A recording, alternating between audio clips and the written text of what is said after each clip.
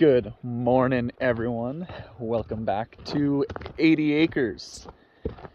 Never really say it, but my name is Mitch, and my fiance is Tegan, like Megan with a T. And yeah, this is our 2,300 square foot off-grid dream home. So we've been making it for 5 years. We planned the build, and then now we are almost getting into 1 year of the build progress. Ta-da! We have all of the drywall upstairs is screwed up and ready to go. That is awesome. So I just gave him a hand today. We got these ones on. They go over top of the window just because they're super awkward, little flimsy. And then he got this part done. This was tricky. I thought he was gonna ask me for help with this. Next thing I know, I turn around, he's getting one cut, turn around, boom, it's up. And then I had to go run for something. I came back out and I thought, okay, I'll give him a hand with the next one. He already had it up, so I don't know how he did it, but yeah, so we got all that in. So it is all ready to rock. This portion here of all the tall stuff, that I'm definitely gonna be doing on the weekends with him. So he can get the first layer up, maybe the first two, depending on where they line up. But we have the scaffolding here still, which is great, so we can put it back on the wheels, roll it around, do what we need to do. Making progress.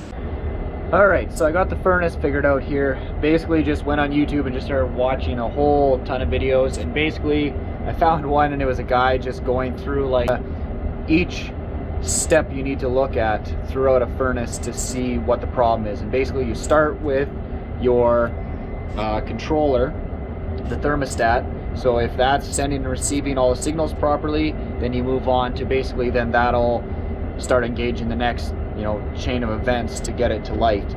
So that seemed to not be doing what they said it should be doing. And the only thing that changed was we had put in a wire, an extra wire, to make it so that the fan would run continuously, whether or not it was calling for heat or not, just to try and circulate through the house. And I took it off and now it magically works. So I have no idea, maybe this furnace is so high tech that you can't just do normal furnace things to it. You ever have one of those days where you just kind of wrench on your brand new furnace? So here's my issue now. I got it to light, figured out all that, but I'm looking in here, it's like, oh, there's all this water. So the water is supposed to come, collect in here, run through there, down into this thing, through the hose, and into that pump and gone. Well, it is just dripping away here from that. So I tried messing with this, tried tightening it, didn't work. So I'm looking, it's like, okay, well, obviously, I don't know if you can see, this is supposed to be lower so that it all drains this way and down. It's going up and down. So then it's like, okay, well, I loosen off the screws, drop this unit down a bit. Well, now this one is hanging it up there. So I said, okay, well, I'll tighten this up more. No, it doesn't do anything. So now I turn the furnace off. So now I think I'm gonna take this all right apart.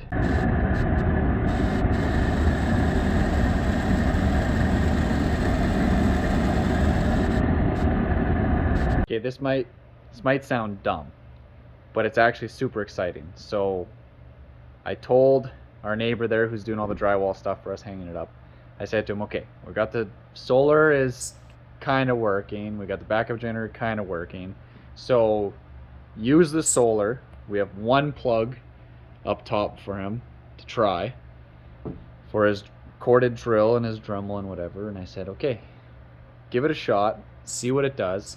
And basically if you lose power, then go outside, click the auto button on the generator will kick on, it'll run, and when you're done, turn the generator off. And basically it'll run off the backup generator, not the solar.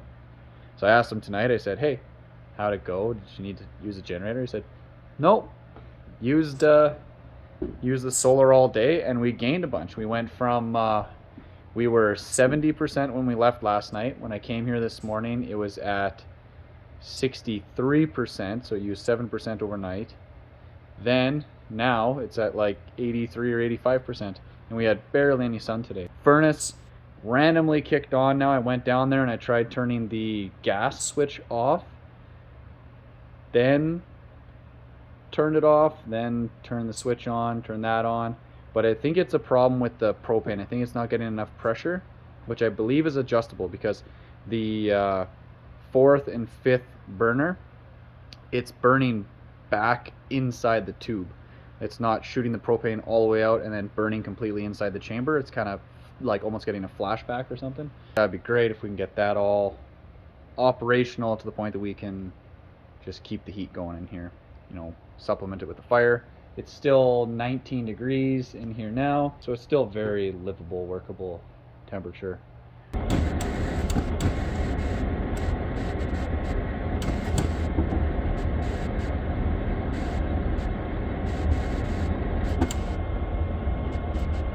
Alright, so this is what I think I figured out with the furnace, why it keeps kicking off. So it's kind of stayed here tonight just staring at it till it became unhappy. So those bottom two burners were the first ones to turn orange. They weren't burning full blue. Then it kind of went up and down, and then they were all flickering. I got a video of it actually, and then finally it shut off. But you could hear, so this is the fan that takes the exhaust fumes and then pushes it out this tube through here and then out of the house, so you don't get all the propane fumes and everything inside. Seems like this just from factory doesn't line up right. Like, it comes with all kinds of different hoses for different configurations, and this is obviously supposed to be the configuration that it's supposed to be, but it's almost like it's just something doesn't line up right. But anyway, so you could hear the water in here sloshing. You could hear it blowing up this tube, and you could see the whole tube like vibrating, and you could hear the fan fluctuating because it couldn't push it out. So I opened this up, it poured out water, like just poured out a whole river. So hopefully that was the issue. So the HVAC guys changed this up. They got it on the ground now, and it was all backed up with water when I just got here. I just kind of lifted it to get it to drain into the box there, the pump. But I see they modified this, so they kind of just bent out the tin there a little bit, and then got this rammed in down, and they maybe cut it shorter. I don't know what they did. Did something on there to get it to be downhill, right? Because it wasn't draining before. But it's not working again. It's still off right now. So I don't know. So talking to the HVAC guy and going over kind of what I've tried with the furnace here and what he's tried with the furnace, we're thinking that maybe it's the temporary thermometer that got put in here. Maybe it's just a piece of junk not working right, because he got the gas pressure set up to what it should be. He got the settings all dialed in. He got, I think, the venting side of it all dialed in. So everything should be dialed in on this thing. But yet when I came here tonight, it was shut down again. So we're thinking that it might be that thermostat. So we're going to try and throw a different one in there if I can find one. I don't want to put on a nice one right now because it's just down here temporary till we get something set up upstairs, which realistically, once we have the drywall up, we could probably then do something up there. But they definitely, whatever they did with the gas pressure, this thing is throwing heat now. My God. I was kind of worried before because it was like just lukewarm air coming out, and it would eventually warm up, but now it's like you touch the ducting and it's hot. It is cooking now.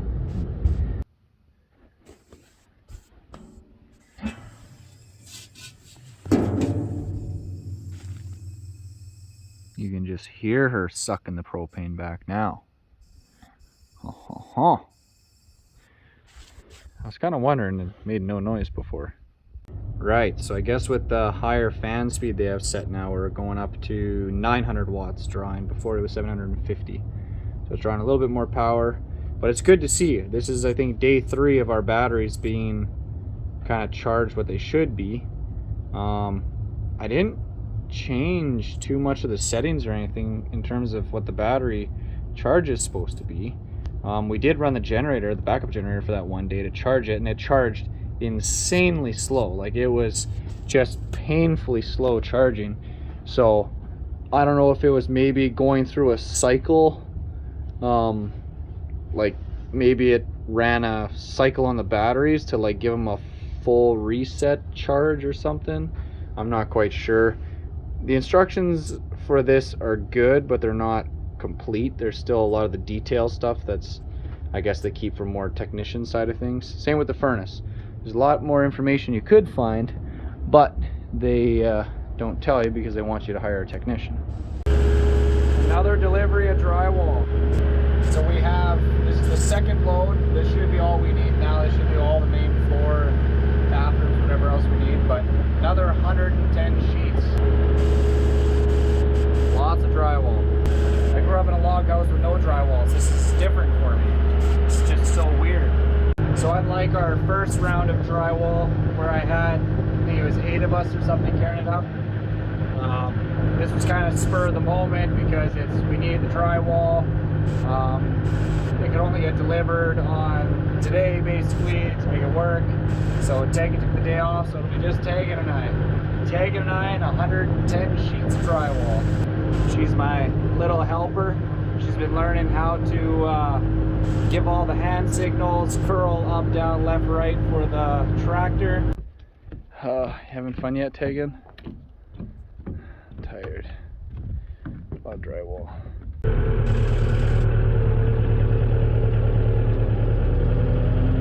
She didn't want to walk, so now she's riding the snowblower to go get another thing of drywall. Country girls, she's built different. Alright, we did it. We got all 110 sheets of drywall. We have 12 footers for the walls, 12 footers for the ceilings, 10s and 8s for the walls, 10s and 8s for the walls. And then in the master bedroom we put the rest of them. We have 10s and 8s for in here. Tegan, champ, didn't give up. Like 3.5 hours solid, non-stop, just hiking up sheets. And then all the 8 footers, we did them in packs of 2. We didn't separate them. So they got all the panels hooked up now.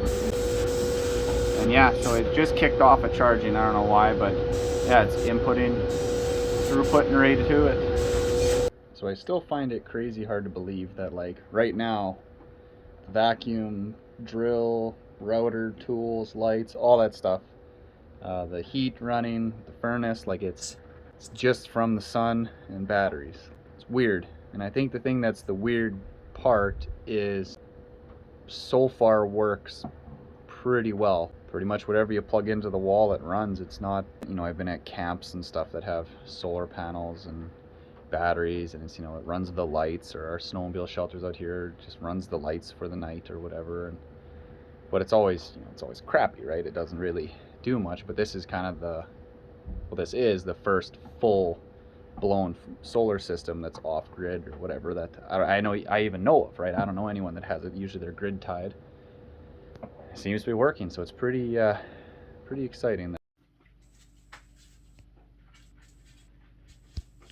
So we're a little over halfway done in the crawl space here with our poly, and it sucks doing this because it is beams to notch around, and we got to go up the spray foam on the other side and cut it out, and little staircase steps the whole way, and it's not fun. But we did the really bad corner by the furnace first thing, so we got that over with, worked our way around.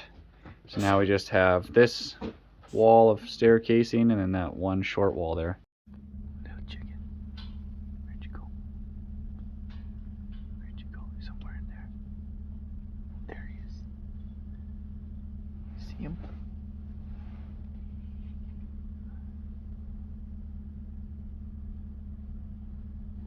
Oh, there's another one.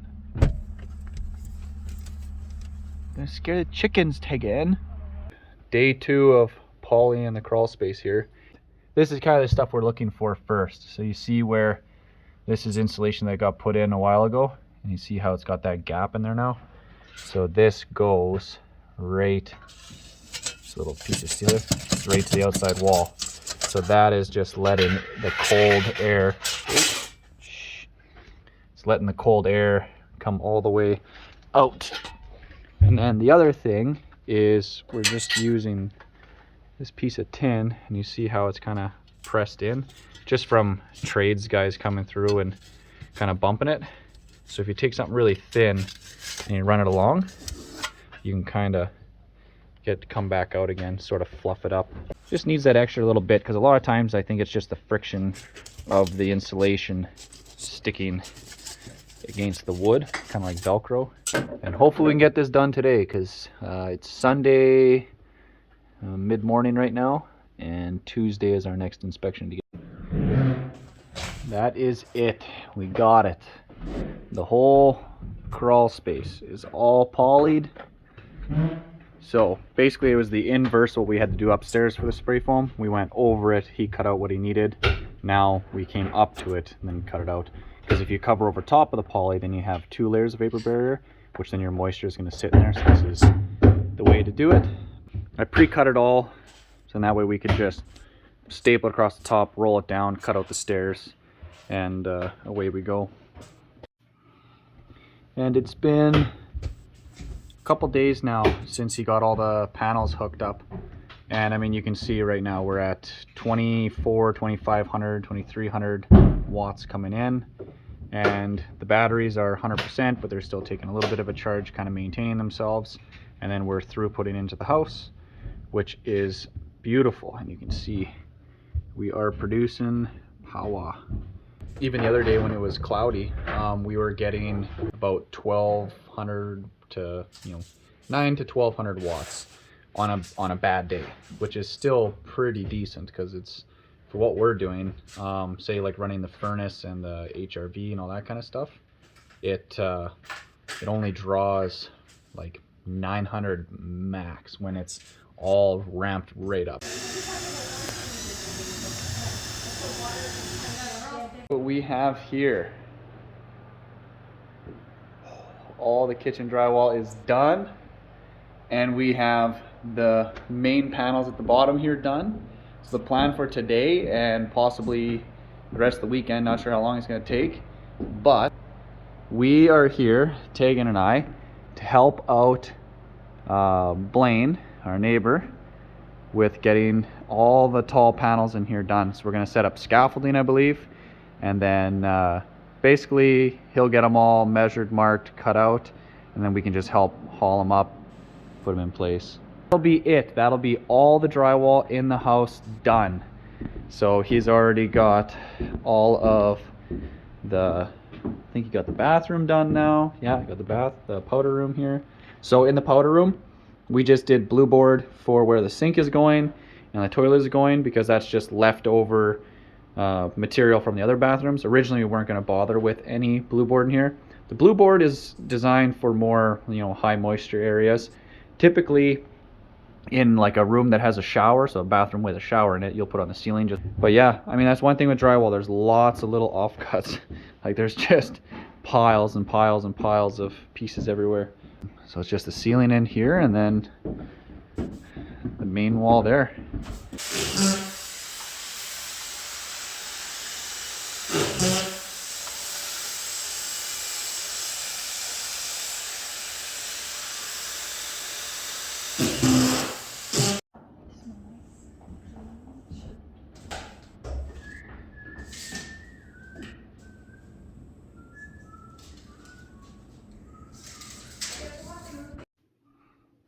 All right, so we have the next layer up. So some of it's been tricky, because where we have the foam over our headers, we need to reach in like 3 inches to get through the foam plus through the drywall. So we're gonna have to go get some special super long screws.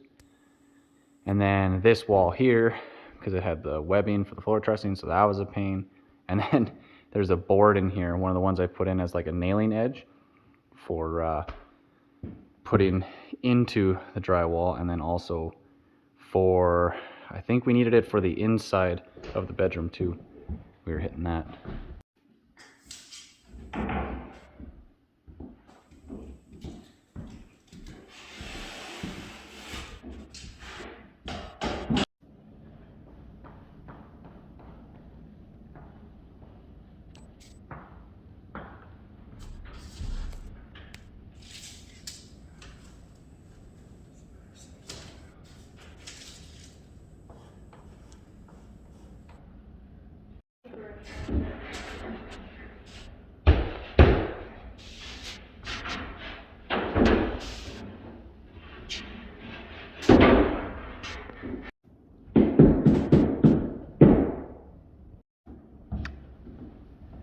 And just like that, we have an echo. And we have all of the sheets up in the tall walls. So it was less than a day with the three of us hammering it out. A lot of it was we just got ahead of them, getting scaffolding set up and moved around.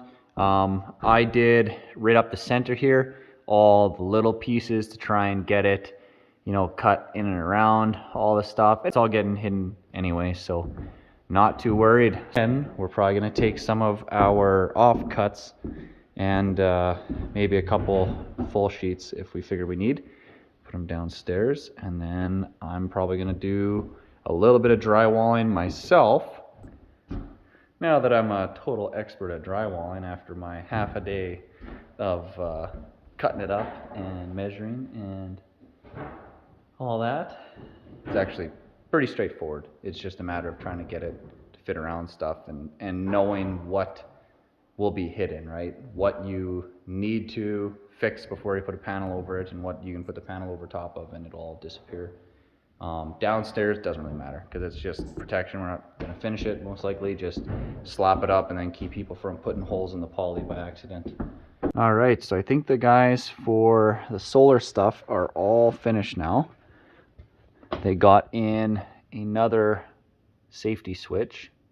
So I believe when you crank that thing, it'll shut off all the power coming in from the panels into the system, kills it here. There's another one that's actually at the panels themselves, and then there's another big red kill switch that you can just punch that's on the outside of the house there. So today it's kind of overcast, getting almost 1500 watts, and we are 93% battery already, charging up, and we're running stuff in the house.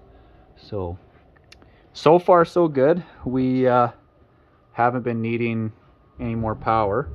You can just hear the furnace in the background kicking on right now. In terms of propane, I was just checking the tank out there. So it has a little gauge on it that goes by percentage wise. So it goes 0 to 100%. They fill a tank full is actually 80% because then they allow for 20% expansion. We have used 10% in, I want to say it's 2 weeks almost now. We're keeping the house at 14 degrees downstairs, 16 degrees upstairs. When we have the fire going, it goes right up to like 22, 23. Seems like it's working. It's kind of every step of the way. The theory of how it's all going to work is kind of getting proven right, which is great. We're just worried that we're going to run into some roadblock where something doesn't work, or we need different components, or we need different equipment, or set up things differently. So it's we're still kind of worried. Maybe after a few years we'll be confident in it. All right, so at the array here, this is another shutdown thing, like a rapid shutdown switch. Flip that, kills power. Then they got in their wires up into here, and from that point on, I guess this is their grounding, going to each point.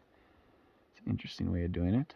They added in these cross braces now to keep it from flexing side to side, which that wasn't really the issue. We weren't having problems with it doing that. We were having problems with it sagging. It still is. I think at this point, I think they're just done here. I think they've kind of done everything that they can do, or they're willing to do, or whatever you want to call it. To me, it seems like with the amount of problems they've been having, the amount of stuff they've had to add to this and everything else that they're doing here, they're either not making money or they're losing money at this point. So I think they just want to wrap up what they can and just get out of here and move on to their next project, which is unfortunate. But I mean, that's kind of the feeling that I have there. I'm expecting to get the final bill any day in the mail for all this, which, I mean, yes, it all works. Everything seems great. The components are great. Everything about it is good right now, except for just this crazy amount of flex that's in this racking here. So if I don't hear from him, then I'm going to assume he's coming back to finish bracing up the racking. If nothing else, what I'm going to do is I'm going to add in some of my own posts. I'll make up my own brackets that either go into this or U-shape, or just drill and bolt it similar to how they're drilled and bolted down there. And then I'll just run them straight down, push it up, tighten it, pin it into the rock, super strong. And then I still need to come through in the summer, and I'll end up probably backfilling a lot of this or putting concrete blocks, smaller ones, just around all these high ones, just to keep it from, you know, you can see like these blocks, right? The gravel is just falling out from underneath them. I'm assuming that this is kind of the larger end of systems that this company has put in. So I think that there was a lot of learning curve for them.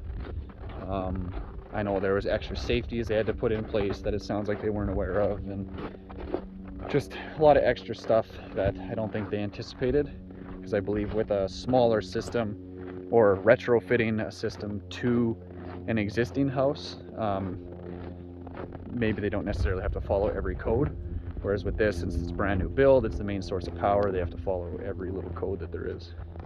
My dad came in today, and we are using up a bunch of our offcuts, starting with our bigger pieces and then going to our smaller ones. And then we are just going to start boarding over, basically just to protect the vapor barrier now that we got everything all sealed up nice. So then that way we're probably going to end up putting some shelving or something along in here. Kind of getting creative, going around pipes and whatnot. This we left open intentionally because this we have to cut back out to replace the wires for the backup generator, because right now this is just 2 temporary wires. They're starting at the top, going around, so then we get a nice even line the whole way, and then the bottom will be what gets cut to all the different shapes and sizes. And there we go. All the drywall is now hung. Closet under the stairs is all done. The ceiling in here is all done. We ended up having lots of extra drywall, which was not a bad thing, but yeah, so we're going to keep a lot of these 4-foot or longer pieces and use them out there. So we're just in the process of loading up the dump trailer to go to the dump. It's kind of sad, like, drywall is so expensive, and then there's, if you could puzzle piece them all together into sheets, it would be like whatever 30 sheets that we're just throwing away, because it's just, you know, there's no factory edges left on it. It's all just cutouts from windows and whatnot, and there's lots of square footage on there that just gets kind of wasted, but oh well. This thing will be on to mudding and taping. All right, so under the house here, so my dad and I spent the day yesterday, and then Tegan and I spent the day today, and we just took a whole bunch of our scrap drywall and we just slap it up down here, so it makes it look like it's a lot more finished. And this is all theoretically just garbage. It's all offcuts that aren't needed, so we left this open to do the last wiring that we need to do out to the air conditioner, and then we also have water taps going in off of that. Did along the back, we did out the side here, and we just ended there today. We left the bottom for now just because a few spots in here that our insulation isn't quite sealing to the studs how we want, so we're gonna actually cut it open, fix up the insulation, and then just put the poly back over, tape it around, seal it up again. But we were actually getting ice on the inside of the vapor barrier, which is not good. But furnace has been running great, hasn't missed a beat, knock on wood, knock on wood. HRV is running nice. Solar has been just working minty. We had a snowstorm all day and we were using power for everything we were doing, and we're at 94% battery. So It's not getting a whole ton of sun, but it is enough to basically run what the house needs. Okay, we're finishing up the drywall stuff here. This is above our windows where we have the foam. So the way the drywall ended up is, rather than it going all the way above the header, so you could screw above it and below it, it ends right in the middle. So on all these bottom windows, we're using these giant screws to try and reach in and get all the way through that foam and right into the back. These are what, 4 or 4.5 inch screws, 4-inch screws. But now the issue is, because that foam, we just wanted the foam to be inside from the wood, which I shaved it all down nice for. Well, now because we have to screw and push the drywall against something, it's just bowing it all out. So we're just jamming in pieces of, I don't know if that's focusing there, pieces of plywood in behind the drywall wherever we can to try and shim it out to make it flat. And of course these screws, because they're not drywall screws, they're not sitting nicely how they should, so they're all getting wonky, but it is what it is. So if you're doing this, don't let the framer put the headers to the outside of the building, have them put the headers to the inside of the building, and then put your foam on the outside of the building, because this has just haunted us this entire time. Everything we've done, these headers have haunted us, between them just being on the outside of the wall and being crooked and all kinds of stuff. All right, we have our water fill line in. It's a bit of a roller coaster to get here. So it has a gradual rise all the way across the house, and then it comes out the front wall there. So that's this one here. Comes all the way across, does another 90, goes over there and does another 90. So their original plan was to try and shoot it straight across, but once we got all of our HVAC stuff in, wasn't really an option. And this is just for filling the water tank. Should be fine. We went with 3-inch, so it gives a lot more room for the air to move through it. You know, kind of let some of that air out and the water in, so it doesn't start backing up on itself. We have the drywall finishing guys starting today, so that's exciting. So I'm just making sure I got everything all set up and ready for him. He's going to run the house at a lot more warmer temperature than we have been. So I'm going to check on the propane, make sure that's good, make sure he's got lots of firewood.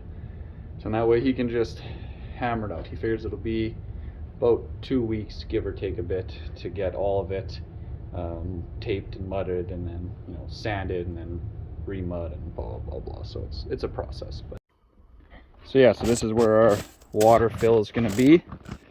There's the driveway. Like I said, this is actually driveway all the way up into here. Once we have a garage here, we'll cross that bridge when we get there. But for now, the idea is you back your truck right up into here with your tote, gravity drain it into here. This is 3-inch line, and you can see again just why doing that flat tin like we did is just so easy, because now you just drilled it, and then we just got to silicone it, and boom, you're done.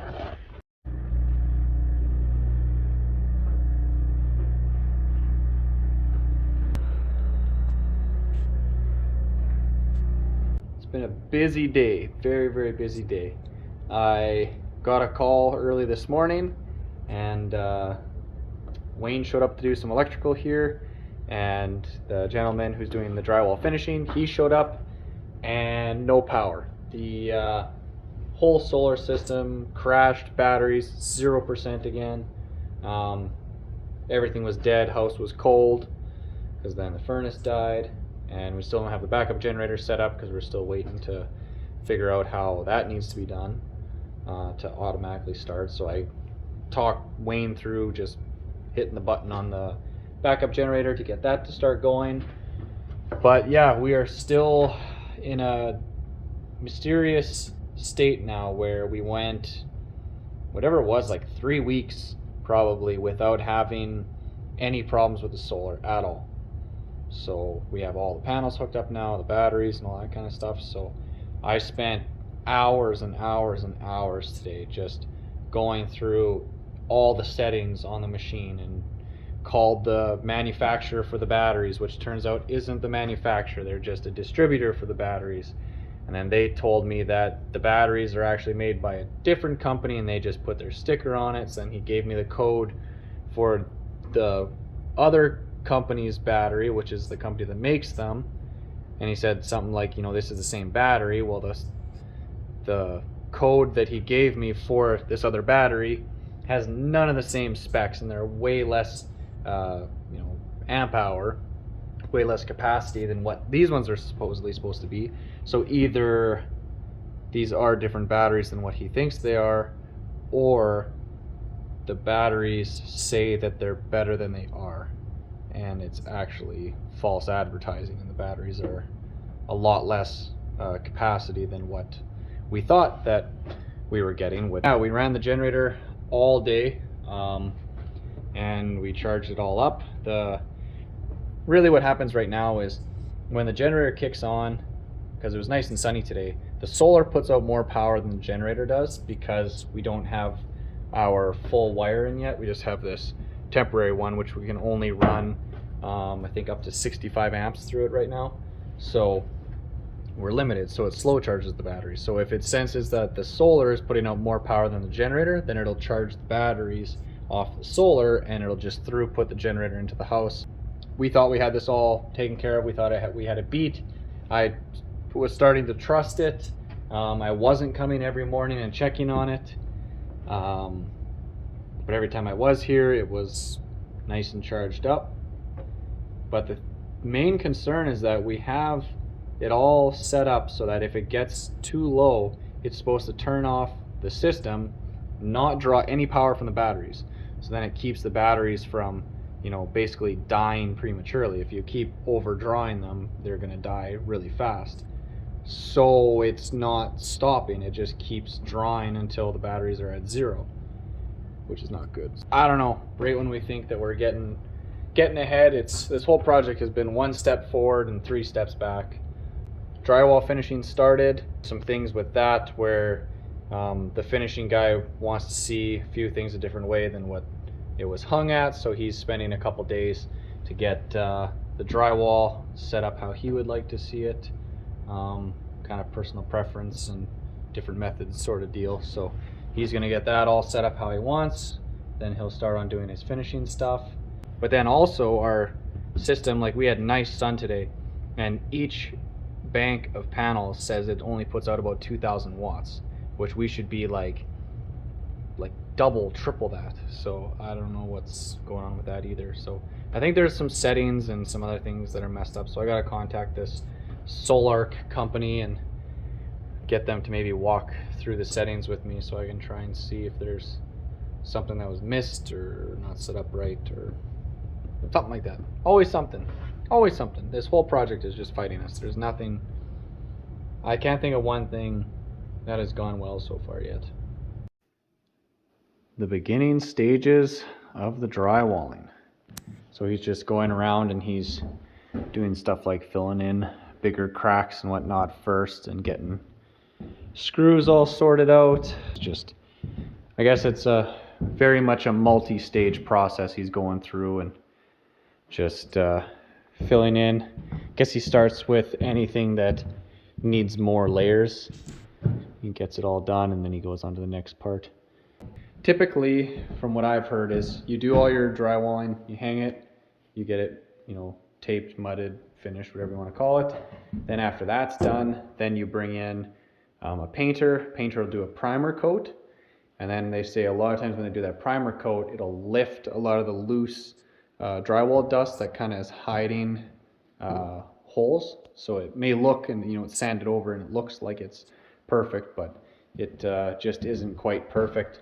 So it'll pull out that dust, and then drywallers come back and finish up. But this guy's pretty confident. He says that he'll have it done really well to the point where we can just prime and paint, and that'll be it. There will be no need for them to do touch-ups in the end. So that'd be good.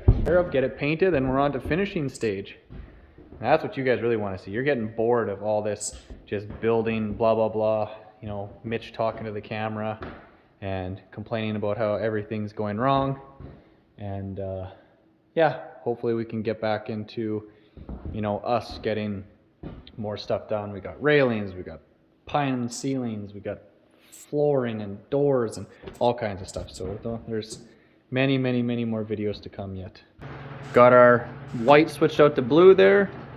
Got our last couple pieces put in there up to where all the water stuff is being done. Our first round of spray foam around the door here, just kind of seal it off. Got some fans blowing on it just to keep it warmer. That's kind of the coldest area. We pulled this panel back down for now because this is where we're going to have a set of water lines going outside. We had frost coming through, so what we ended up doing was we just cut little holes in the vapor barrier, stuck our you know, rattle can of spray foam in there, and filled up whatever void there was amongst our bat insulation, or where there was cold coming through in between the studs where we either forgot or missed acoustical, or spots where we didn't think that we would need it. We went a little crazy because we still have so many pieces, so we just finished off the bottom here and we just followed all the way around the crawl space. That panel there is going to go in after we get our water lines there put in, our hot and cold for outside. And then yeah, we just did all the way around the back to the furnace. Put a piece of blue board around the pipes there because there's a little bit of condensation with the hot cold from the exhaust off the furnace. Why not, right? It's all gonna go to the dump if we don't use it. The only other thing that we might end up doing is if we end up doing a wall here for my little man cave underneath the house here, maybe do like some built-in seating, like a bench or something, like an L shape. I don't know, maybe slap a TV on the wall or just somewhere to hang out with the guys or whatever. If like a lot of times if we're out snowmobiling or riding quads or whatever we're doing, we come back and we're just dirty and nasty, or you know, wet or whatever, and you never want to go into someone's house, or you know, I don't want people in my house either, right? The other day Wayne was here and he got a bunch of these lights actually wired in, so we have some on switches now. So the solar system, I don't know, it randomly died yesterday, so I have no idea. No one has an answer for me. Kind of the contractor who put it in, he's not super familiar with these units. They're pretty new. So does Tegan know? Tegan knows the mysteries of our solar system. Yeah, especially at work. Yeah, me too. Spend a lot of money on a solar system and it doesn't work. It sucks, but we'll figure it out. I mean, we anticipate there'll be some growing pains and some learning. I have not given you guys a temperature update inside the house here. As they're doing the drywalling, they needed a little bit warmer in here. A little bit warmer in here. So they asked me to set the thermostat. We have it set at 18 degrees Celsius. So that's just a little bit below room temperature. Heat rises, right? And we don't have all the cold air returns working. We don't have the furnace set to constant circulate to get even temperature. So right now, in the main floor of the house, so it's 18 degrees under the house, main floor in here, and we had a fire going. 26.3 in here. So up top is like 30 something degrees right now. So it is drying the hell out of the drywall. No working on the house tomorrow. We actually don't have much to do, so I'm gonna go for a snowmobile ride. Looks like they have most of the first coats of the tape and mud on. Oh, it's already got the corners on this one. Nice. Does not smell good, this stuff. It has almost like a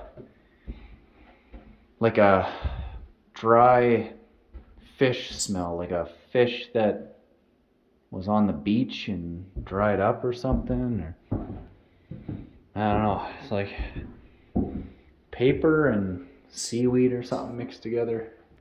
You can definitely hear there's more of an echo now that we have drywall. Echo! What the hell was that noise? It's really windy outside and there's some weird noises. Kind of spooky. Oh, it was just sounded like creaking and like 13, almost like chains.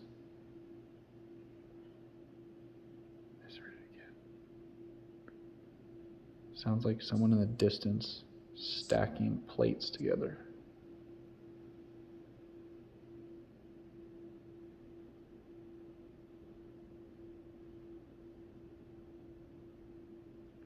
New houses aren't supposed to be haunted, right? We got some water taps, our water fill, and a wild taggin. It's like Bigfoot, but scarier. Well, not only were they busy putting in the taps outside today, so you can see here, this is one of the spots where the taps are going. They got our pump in, mounted to the wall, so it's going to come through the top of the tank. So all of our water for the tank is from the top, so that way we don't have to worry about any leaks, right? It should never be able to flow over the top. We got our pump, we got our pressure tank hanging here. I've never seen that before, but that definitely saves a whole bunch of room because it is just tucked right up in there. But yeah, then they got a bunch of their water lines done.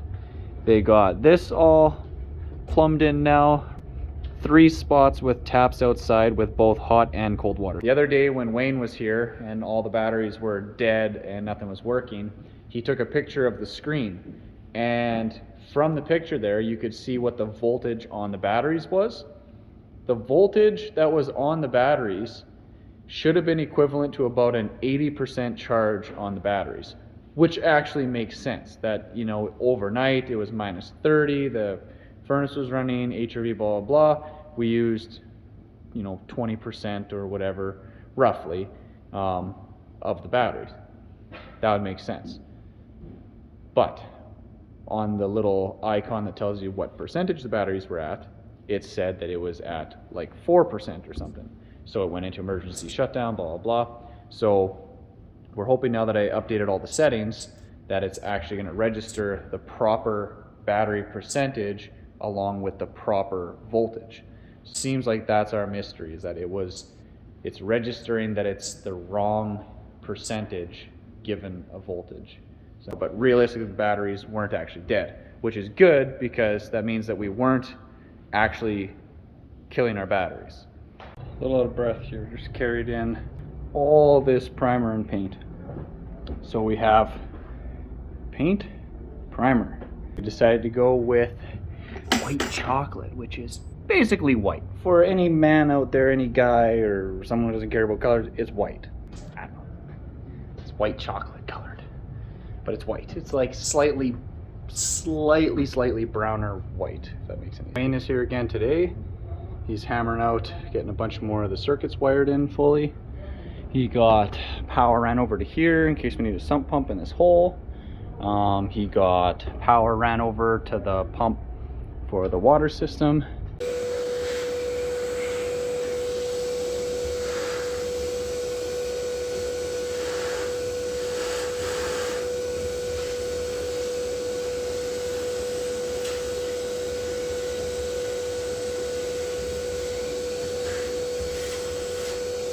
Right. So what are you gonna do here, Tegan? Well, it's kind of wet down here. Dirty. Yep. Gonna crawl inside and vacuum out all the junk because there's like plastic from them cutting holes It's wet in here. and garbage in there and dust. And yeah, well, because the tank that we got here, they never put the ring on properly right from the manufacturer, which we didn't notice. So when it was sitting outside in the yard before we put it in here, and then the whole time it sat in here and it got rained on, the rain, you can kind of see the dark mark by your hand. It was actually pooling there and then going right inside this tank. So there's little bits of rainwater and stuff inside there, and bugs and all kinds of gross stuff. Here, take a video taking of what's inside there. What does it look like down there? Dirty. Yeah, we need to like probably have to scrub clean it before we fill it because it's kind of slimy. It looks like it might be slimy dirt in the bottom. It's pretty gross. We got our drywall cut out for our water to go in. Kind of sucked on this panel here is we had one full or almost full 8-foot sheet that we used, but what we didn't notice is when they put the pump in, they added in this little piece here, whereas on our 8-foot piece we had it notched around. So we took all of our measurements from this side across to measure where these went. So then everything was off by 5 inches, which you can see there now. That's that 5-inch difference. We used to just have a nice little slot for that. So we cut it, took out 5 inches. That half could stay how it needed to go. This moved over. Then we had to cut it down shorter to get to this next stud, and then we just put in another piece in here. And it works. That looks a little goofy, but whatever. That now matches over here, and we'll just say that it's because we need potentially access at some point through there, so it was intentional. Yeah, we did the back one there too, way back there. A lot of people think that we're crazy for doing all this extra stuff, but realistically we have extra drywall and we have some spare time because they're finishing the drywall, and then we got paint, so kind of don't have much better things to do right now, so we're just picking away at it. Tegan's gonna get the tank cleaned out. I'm gonna get the chainsaw, and then we're gonna work on some firewood today because we're taking advantage of every spare second we have in our life to keep working. No downtime. Never downtime. Right, I think this is the final update on getting the mud put on. And I think this coming week they start on their sanding. Up there is one spot that's kind of crappy because it's the way the ceiling meets up with the roof trussing. It kind of made a crappy spot, so I'm hoping that when they sand that out it'll turn out okay. If not, I'm gonna have to do a real big trim board to hide all that. But yeah, they got that one patched up nice there. There was a hole, or kind of a bubble type thing, and then right here, so when the carpenters were building, somehow right here there's a real low spot in the floor, and that big low spot, I think it's low by like 5/8 of an inch or something, maybe even 3/4 of an inch. Basically from there to there it slopes down, so they made this wall just standard stud height. So coming from there to here, it slopes down. So then there was a big gap between the wall and the ceiling.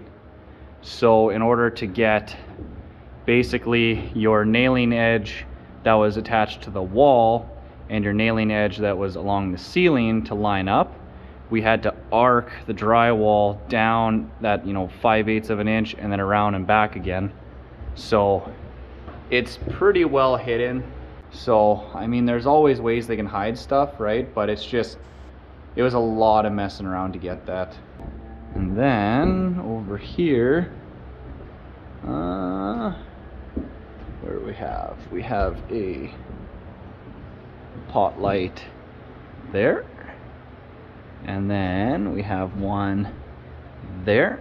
So just to the left of where that floor truss is. This one's just to the left of that floor truss. This one's just to the right of the floor truss.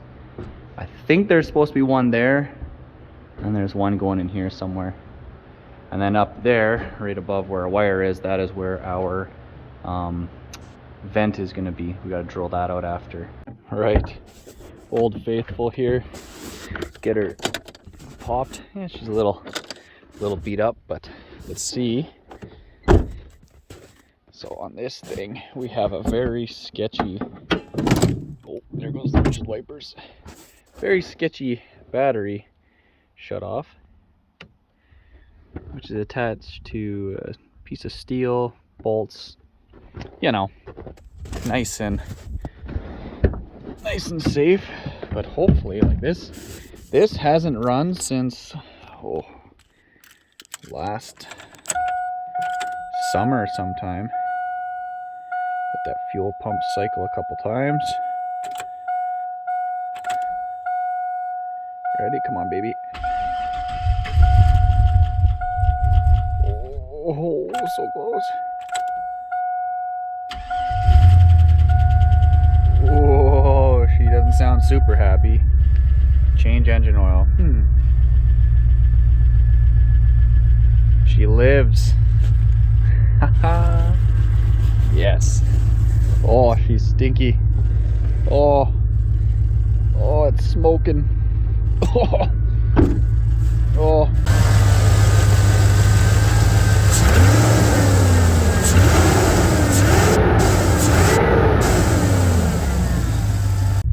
Well, threw some fresh Primo in here. Pretty sure that's fuel just shooting out of the fuel lines there. Always something, hey? Never can be as simple as just grab something and go.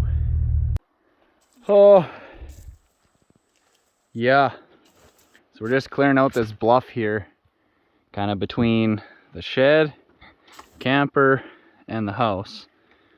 So we actually backed the old girl right in here, cut down a couple trees, and oh. So the first tree went fine, landed on the road. Second tree, cut it, and it was rotten in the bottom, tipped the other way, and I fought it the whole way. I was stuck on that tree. Third tree, it was already leaning the way I wanted it. Cut the back just to put a little wedge in there, put some pressure on the wedge, barely touched the front, fell over this direction, and it was like completely eaten out by ants. So a lot of these trees in here, the pond is higher now. Basically we raised the height of the pond by probably 3 feet or so. So now this area is a lot more wetlands. So these trees aren't liking it, but a lot of the black spruce and whatnot, the pine, they'll come up in here now, and taking out these dead ones is for firewood, and it'll let everything else grow. I mean, that's probably, I don't know, half a cord or something we've cut. Well, we got stuck coming in here, so let's see if we can get out. Also broke my mirror, but don't tell Tegan. Old Faithful chewed her way out. Didn't even care. Not a worry in the world. Tegan doubted her. Rule of thumb. You got stuck going in, so. Okay, that's because I was light. You didn't have any weight. You need the weight to press yourself down right to the bottom, chew through you get to the frozen mud, and claw your way up. Can you do the can you do the can. Forgot our broom and our shovel. But yeah, we were noticing here, so some of the jack pine that we cut down in the fall, I guess for the solar panels, the trees that were still alive, now that they've sat for most of the winter, they're super yellow, hey? Well, you can see those are the dead ones that we cut down dead standing, and those are the, so it must be all the sap coming out of them. We still have quite a bit so far this winter. We're on our 5th tote of firewood, and that's just burning periodically when we're in the house. I was almost crying the other day when I came in because the drywall guy, he had the door open and the windows open, and he was letting a bunch of the heat out, and the furnace was just running full tilt trying to get the house back up to temperature. Right, so we're starting to have our spring melt now. It's been warm for a while, and you know, snow's starting to melt, it's dripping off the house, stuff like that. So we're starting to look around and see like where we're gonna have water coming into the house. Because basically when you build on bedrock, you can pretty much guarantee that there's going to be some degree of water getting into the crawl space or your basement or whatever it ends up being underneath the house. So this is what we found. Only spot where we're getting moisture so far. So you can just see it's just damp. Like it's not a puddle. This is just in the sawdust and whatnot here. What you could either do is from the inside here, we can clean that all out and then take that Sqft and inject it into the edge of the concrete to get that to seal it up, or better yet from the outside, if we can find where we figure it's coming in, same thing, get underneath with that silicone type stuff we have, shoot it in wherever we can, let it seal it up nice.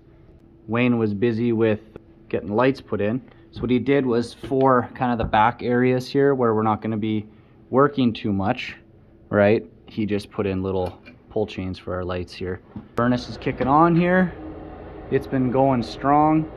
We're down to about 40% on our propane tank right now. They start at 80, so we've used half of our propane capacity over the last month and a half or something. Look at that. Basically 5 flamethrowers that are heating up the house right now.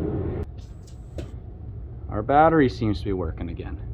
So I talked to the contractor who was doing all the solar stuff, and we're pretty sure that he switched this off when he was changing up some wiring stuff. So when he turned the power off to the unit, it didn't keep its memory and it kind of defaulted to its original settings. And I went through and changed them all to what they should be again. So that hopefully was our issue, and hopefully we don't have any problems anymore. It's kind of funny. I have this motion light set up here. So when the fox goes by it, he sets it off sometimes. So he'll actually run right up the ramp here and go around the house and tour. I'm not sure where he went, but I just walked out of the crawl space there and he had set it off. Welcome back to 80 acres in our fully drywalled house. Everything is completely done now. Aww. So they have, everything is done, completely mudded, taped, sanded, whole 9 yards. Now we have, look at this pile. Oh my goodness. So we're gonna mask up and sweep as much as we can of the dust. We have to get everything nice and clean, so when the painter comes on Monday, which is Tegan's uncle, which is awesome, he's got all the fancy sprayers and everything to do it. So we're gonna get all the chunks and everything swept up. Then we'll probably vacuum and we'll leaf blow, get everything swirled, open some windows and doors, let everything fly out. Got the fire going again. We turned the furnace and HRV off, so we're not sucking in like tons and tons of dust, but you can see like there's just dust everywhere. It's kind of unfortunate, but hey, that's how she goes. You can kind of see this, like this stuff here, that's all actually dust. So you can see the difference. So all that needs to come off. Like it should all look like this, not like that. So the things we do for YouTube. So I'm trying to upload the video, the one that's coming out much before this one is. And my phone is dying. I'm using the cell tower, which is that kind of direction. But my phone's dying, so this is the only little charger I have with me. Hopefully charge it, get enough service, keep the upload going.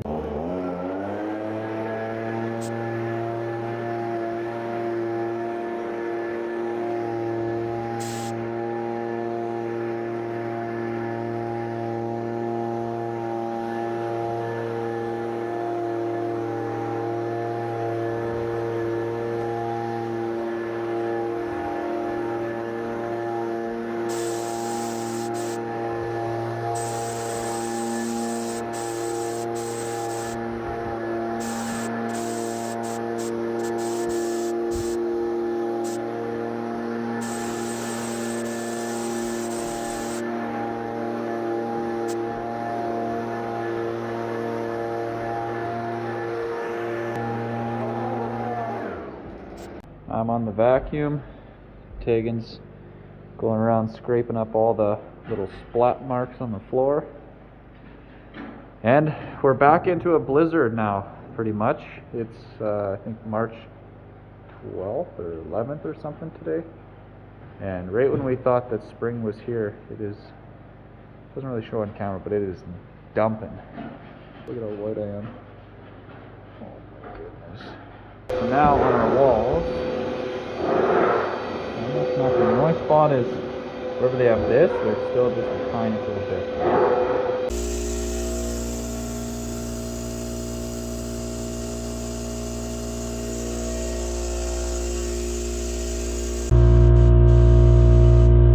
So even that air compressor doesn't really draw that much power. So we're at 1700 watts that we're putting out. That's running everything else in the house too, so not too bad. Solar is doing 5,000. So yeah, see how much it drops down there as soon as it shuts off.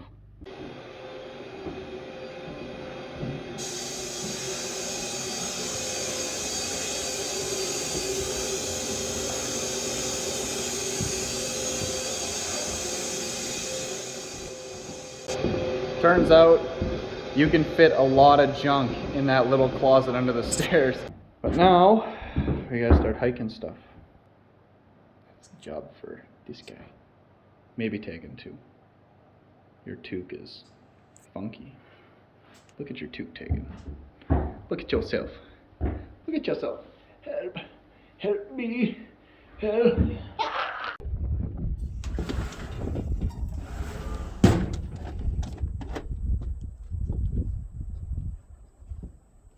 Lunchtime.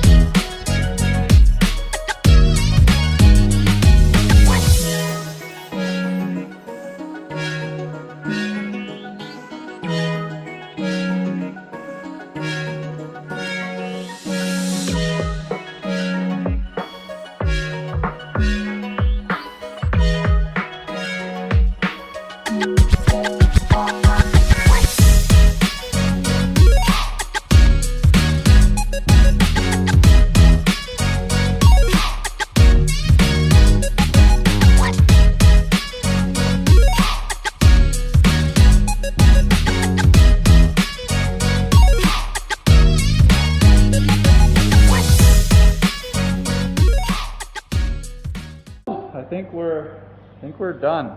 So what we were doing yesterday and then we're doing again today is we're trying to use the natural wind and breeze to pull a lot of the dust out for us. So one way to get good airflow through a house is you want more windows or doors open on the side where the air is leaving than where the air is coming in. So what that does is it creates a natural low pressure leaving, which then sucks in more air and lets more air out. It's kind of like, it's the same way that a jet engine works.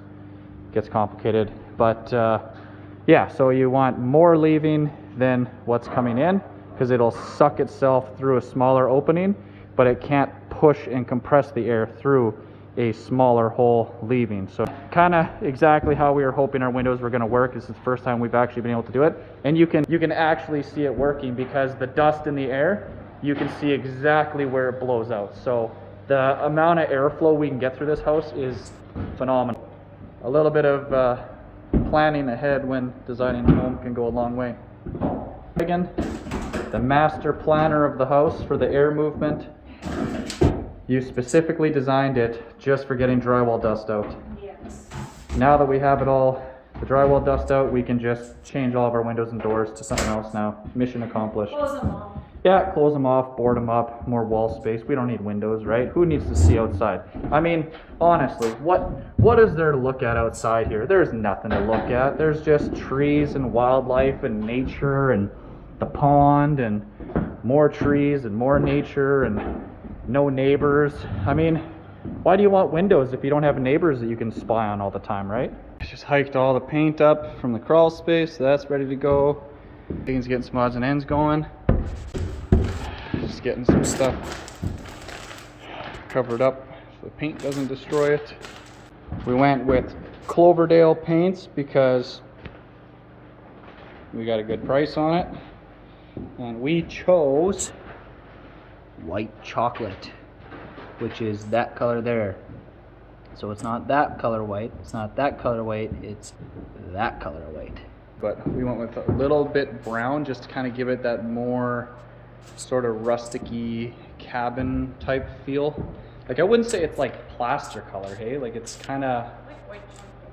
It's like white chocolate, Tegan says, so I guess the color's right.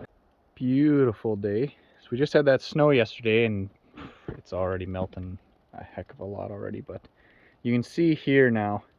So right there kind of centered underneath the fireplace. That's that one spot underneath the crawl space there where we're just getting a little bit of moisture. So I just kind of kicked the snow out of that groove there to get it to start melting going that way. You can see also how this giant flashing that we got, it's all, you know, with that lip on there, even though it's got some water on it, it keeps it from going back against the concrete and then underneath the wall. So it's just, it was you know, it was fairly expensive, I mean relative to most other trims, to get this size, right? Because it's a custom size bend that they did, but totally worth it long term. Absolutely worth it. Oh yeah, and then there's our water taps out on this side. And so these are basically, they're a water tap where the shutoff is inside the wall. When you turn this valve off, there's actually a rod that goes way inside the house where it's warm, and that's where it shuts it off from. So it shuts it off there and then drains the whole way out. But oh my goodness, the tin is hot. Holy crap. Like, it's actually super warm. Nice. I mean, good for this time of year. Theoretically, we can run the air conditioner. The air conditioner is essentially like a compressor system, right? It's like a air compressor, but it's not compressing air. It's compressing, it's not Freon, but it's some other gas that they use nowadays. And the air compressor that we were using today, that was 3/4 horse, and it had no issue at all. It just fired right up on the solar in the winter. So, and that was in the morning before we had full sunlight. And yeah, the solar system, it just bounced up to like 5,000 watts or whatever it was, ran whatever it needed. Then when it shut down, it drops back down, which is perfect. So we're really hoping this bad boy, because it's huge. Like, this is me standing next to it. It's she's a big girl. So we're hoping that there should be no issues running this thing. Good man. Hopefully it is good to us. That's one more thing that they have to finish hooking up, which is funny because now we're down to that last 10% or whatever, which I guess, yes, I don't need air conditioning for a long time yet, but still, they charged me for hooking everything up and they didn't do it. I don't know.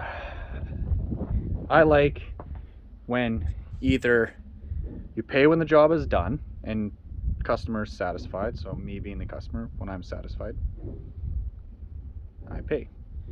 Or you do a deposit that's fairly substantial, make sure that they're going to be coming, then once complete, then you pay out. So say 50% down, 50% upon completion, or 50% down, 25% once most of the stuff is done, remaining 25% once everything else is done. Or say like what the plumbers are doing is they gave us an estimate on doing the whole project, and then from that estimate, as they come here, so every day they come here, or if they spend, say they're here for 3 days and they install a bunch of stuff, then they send me a bill for what's complete, and then I pay that bill, and then once they come back they do more, but it's all kind of building up to that overall quote that they sent. That's a great way of doing it, because in that way it's kind of in smaller pieces and you can keep track, see where you're at, see how much they have, and for them, they're getting paid in a timely manner for what they are completing, which is good. Everyone's happy. So that's another good way of doing it. But these companies they don't ask for deposit, but then all of a sudden they ask for full payment when they're not done yet. I'd rather pay a deposit or pay in progress payments than all of a sudden them being like, okay, pay us in full and then we'll come back someday maybe and finish it. No. You finish it and then I'll give you your final payment. So we're going over where Tegan wants to hang all of her pictures and stuff. And we had been putting screws in a bunch of the floor sheeting that they just didn't put screws in, so it was really moving around. So her impact driver was here. It's now there. So we watched it do a nice, what did it do, probably like 6 barrel rolls down the stairs. Nothing we could do about it. And almost made it to the end, and it just went boom and smoked the wall. And here Tegan's been saying that I'm the one who's going to destroy the walls. So now I get to do one ding in the wall. Punch a hole in it. Ta-da! Look at that. Primer is on and first coat of paint has been sprayed. Everything is white, Tegan. White on white on white. Tegan said when she got here after work, it was like a cloud inside here from him painting. He's got the airless sprayer system that he uses. And you can kind of see now, like, you know, imperfections and stuff in the walls and little kind of, where is it there? Little like scrape marks and stuff, but hopefully next coat of paint will cover that. Got some screw marks and stuff. I don't know what perfect good drywall looks like compared to our drywall, so this will be how it is. And I mean, if it really bugs us, you can always glaze over little things and sand it and repaint it, and that's life, I guess. I'm noticing that on my camera lens, I guess I have, because the cover for my lens on this is broken, so I guess I have all kinds of these weird stupid dots now. I guess once the paint goes on, you start to see a lot more of the imperfections and whatnot, and I think that's what Tegan's uncle was saying, like as you start doing your coats of paint, you'll start to see where there's imperfections. And I think his plan is to he's gonna go around and then he's gonna fix up a bunch of that stuff. This is dry. Doing more exploring along the foundation here.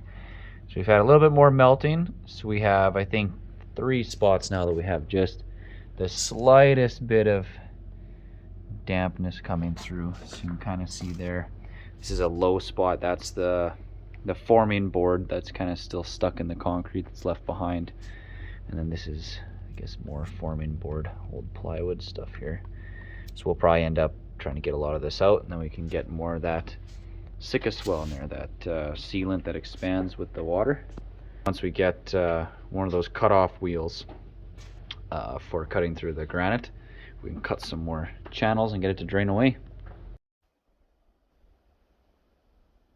Beautiful March evening. We went through our first tank of propane. So we gave our local place a call, said, hey, actually I texted the guy, which is pretty neat. Texted him and said, hey, we're out of propane, and like 2 days later, boom, filled it right back up. So yeah, so that line that I put where I wrote full last time, so that is what they fill it up to. So I don't know, it's 1,500 liters. So we got, I'd have to check, I'll throw it up on the screen, how long we went on that much propane. Painting inside is done. We've been kind of at a standstill for the last little while, waiting on drywall to finish and paint to be all done, but it is complete. So Tegan's upstairs getting tongue and groove pine laid out, check on the solar, and head back up there. So yeah, so since I changed all the settings and stuff to get it to what it should be, seems to be working fine. I mean, every day I come here after work, it's at, you know, full batteries. And so this is interesting. So today you can see we didn't get what was it, 17, so 5 o'clock is when we peaked on our power. So basically that's it, just charging everything, boom, and then it drops back down. One of the most exciting parts about the paint being done, we got a whole bunch of buckets now. I love having extra buckets. Use them for everything, it's great. Ta-da! Paint is done. Tegan is mad because I'm not helping her yet, but someone has to be the film crew, right? That's how this whole YouTube thing works. So the plan is she's going to lay out a whole bunch of them using the scaffolding to get the stain done on it. So this is just your standard tongue and groove pine. We're doing a instant coffee stain, which is going to gonna be this stuff. Sqft rich double filter full flavor coffee. Mix that up with some water, wipe on, wipe off, do some clear coat, and it'll look all nice. But yeah, we got all of the painting is done. So same color everywhere. I mean, it's admittedly it's a little boring, but bear with us. Once we have all the pine and everything, it'll look nice because it'll have some of that contrast. We're gonna have some darker pine on the ceiling. We'll have pine for the fireplace, pine railings, pine trims, pine. It'll break it all up, but yeah, I mean, not a whole lot to show you guys in that sense, but it is white. So he taped all of our windows and stuff. He taped right at the edge here and over. So in that way we can go around and still do all of our spray foam that we have to do. And then it protects the window from getting covered with that. So did the same thing everywhere. So we have eggshell for the ceiling and the walls. Same paint, a little bit shinier on the ceiling than normal. But, I mean, that shouldn't be an issue. It'll just reflect a bit more light around. It's starting to look like a house now. So we are officially in the finishing stages. So in the next couple weeks, we're gonna get bunch of people here give us a hand from the scaffolding. We'll do all of our pine work. I'm gonna climb down, give Tegan a hand, and we're on to staining. We'll see you guys later. Thanks for watching 80 Acres. And like, subscribe, comment, tell me about your house building adventures and how you survived them. Give me some pro tips on how to push through and get it done without completely losing my mind. But we'll see you guys.